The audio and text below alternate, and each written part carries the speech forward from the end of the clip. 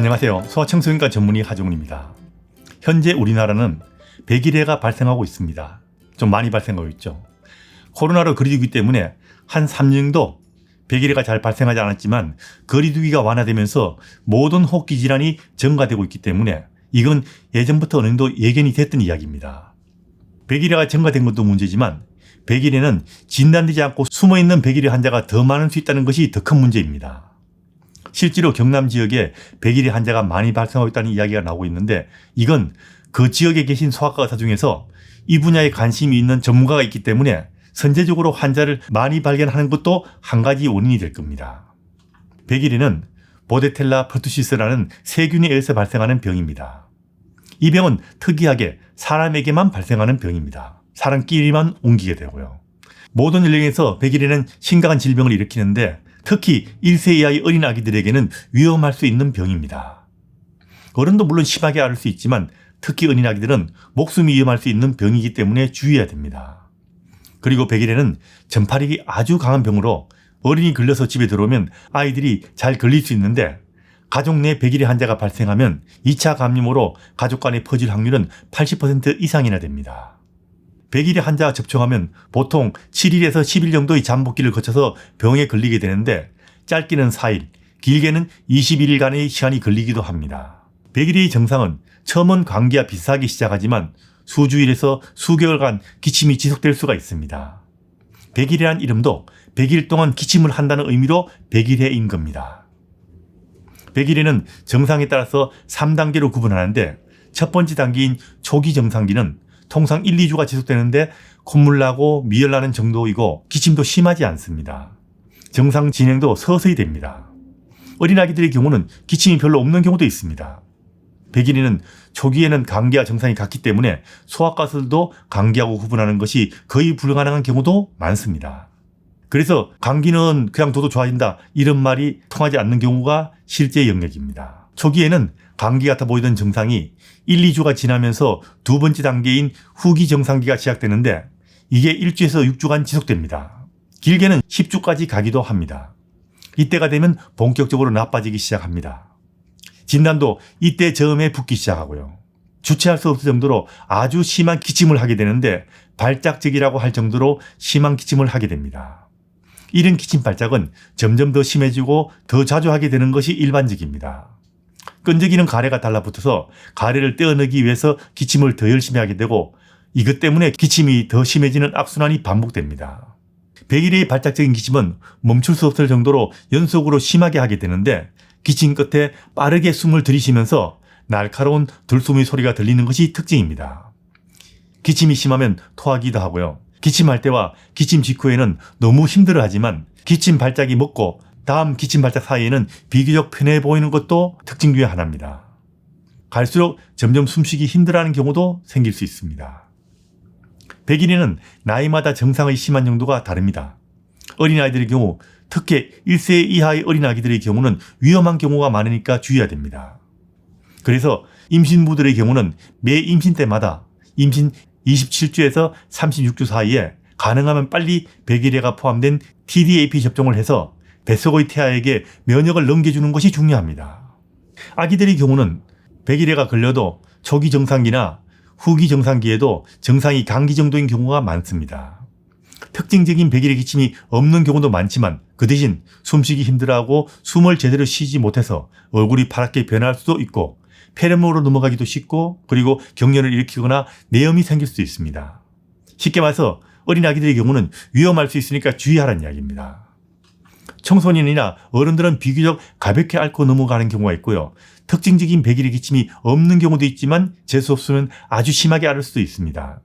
특히 백일해 접종을 하지 않는 사람들은 정말 심각하게 백일해를 앓을 수도 있고요. 합병 정도 심하게 걸릴 수가 있습니다. 백일해 기침하다가 갈비뼈가 부러질 정도로 심하게 기침할 수 있다는 이야기입니다. 백일해 걸리면 의사의 진료를 받으면 됩니다. 그런데 그게 백일인지 아닌지 알 수 없기 때문에 기침하면 의사 진료를 받는 것이 좋습니다. 백일해 치료의 기본은 항생제입니다.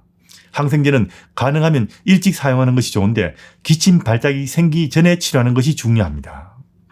항생제로 치료하면 합병증을 줄여주고 병의 전파도 줄여줍니다. 그리고 가볍게 앓고 넘어가고요. 그리고 증상에 따른 치료도 추가되고요. 끈질기는 가래를 묽게 하기 위해서 수분을 많이 먹게 정말 신경을 써야 됩니다. 이유식 전의 어린 아기들의 경우는 물 먹이기가 안 되기 때문에 필요한 경우 수액을 맞추기도 합니다. 그리고 100일을 치료 중이라도 바로 다시 의사를 봐야 하는 경우는 미리 알아두시는 것이 좋습니다. 아기가 숨차거나 피부가 파랗거나 보랏빛으로 변하거나 기침을 아주 심하게 하거나 기침을 너무 빨리 계속하게 되거나 물도 잘 못 먹는다. 그럼 바로 의사를 다시 봐야 하는 겁니다. 100일의 격리 기간은 적절한 치료 시작 후 5일까지입니다. 적절한 치료를 하지 않는 아기라면 3주까지는 병을 퍼뜨릴 수 있으니까 격리를 하게 되는데 일단 알면 당연히 치료를 시작하게 될 겁니다. 100일이 걸린 사람과 접촉한 경우는 예방적으로 항생제를 먹어야 되는 경우가 있기 때문에 이 점은 반드시 진료하는 의사와 상의하는 것이 중요합니다. 100일의 예방에는 예방접종이 제일 중요합니다. 어린 아기들이 맞는 DPT가 그것인데 2, 4, 6개월, 그리고 15, 18개월, 그리고 4, 6세 이렇게 5회를 접종하고 11, 12세에 TDAP란 접종을 하게 됩니다. 그리고 그 후에 매 10년마다 TDAP 또는 TD로 접종하시면 됩니다. 엄마 아빠나 어르신 중에서 과거 DPT를 제대로 접종한 경우라면 TDAP 1회를 접종하면 되고요. 과거 어린 시절 DPT 접종하지 않는 사람이라면 3회를 접종하는 것이 중요합니다. TD 또는 TDAP를 접종하는데 이 중 첫 번째는 TDAP로 접종하게 됩니다. 100일의 예방을 위해서라면 적어도 1회 접종 이상은 TDAP로 어느 정도는 가능하지만 과거 DPT를 접종하지 않는 어르신의 경우는 파상풍과 디프테리아 예방을 위해서라도 반드시 3회 접종을 해야 한다는 거 잊지 마시기 바랍니다. 아기 출산 때문에 100일에 접종하는 경우는 아기 만나기 2주일 전에 미리 TDAP를 접종하는 것이 중요합니다. 100일의 예방주사의 효과는 100%가 아닙니다. 그리고 100일의 예방접종을 해도 면역은 평생 가지 않고 서서히 면역이 줄어들어서 나중에 100일에 걸릴 수 있습니다. 그래서 추가 접종을 하는 거고요. 하지만 접종을 했던 사람은 걸리더라도 접종하지 않고 걸리는 사람보다 훨씬 더 가볍게 걸릴 수 있으니까 접종의 효과는 계속 지속된다고 보시면 됩니다. 이 100일에는 좀 특이하게 옛날에 100일에 걸렸던 사람들도 평생 면역은 되지 않기 때문에 접종해야 한다는 점 꼭 알아두시기 바랍니다. 100일에 걸린 경우 집에서도 좀 주의할 것이 있습니다. 누가 100일에 걸린 사람이 있으면 가족들 간에 전파를 막기 위해서 예방적 항생제 사용에 대해서 의사하고 상의를 해야 됩니다. 그리고 가족 간의 전파를 막기 위해서 손 잘 씻고 마스크를 사용하는 것이 중요하고요. 물을 충분히 먹어서 탈수하지 않게 주의해야 됩니다. 찬 전기가 나오는 가습기를 사용해서 가래를 묽게 해줘서 기침을 심하게 해주는 것이 아이를 편하게 해줄 수 있습니다. 공기가 자극적이면 기침을 더 자주 하고 더 심하게 할 수 있기 때문에 공기정화기를 사용하는 것이 좋고요. 요리할 때도 환풍기를 사용하는 것이 좋고요. 담배나 향수는 사용하지 않는 것이 좋습니다. 그리고 향이 강한 비누도 사용하지 않는 것이 좋습니다. 4세 이하의 아이들에게는 기침을 한다고 의사의 처방 없이 기침약을 사서 먹이는 것은 곤란하고요. 기침을 줄여주는 여러 가지 민간요법도 사용하는 것은 권장하지 않습니다.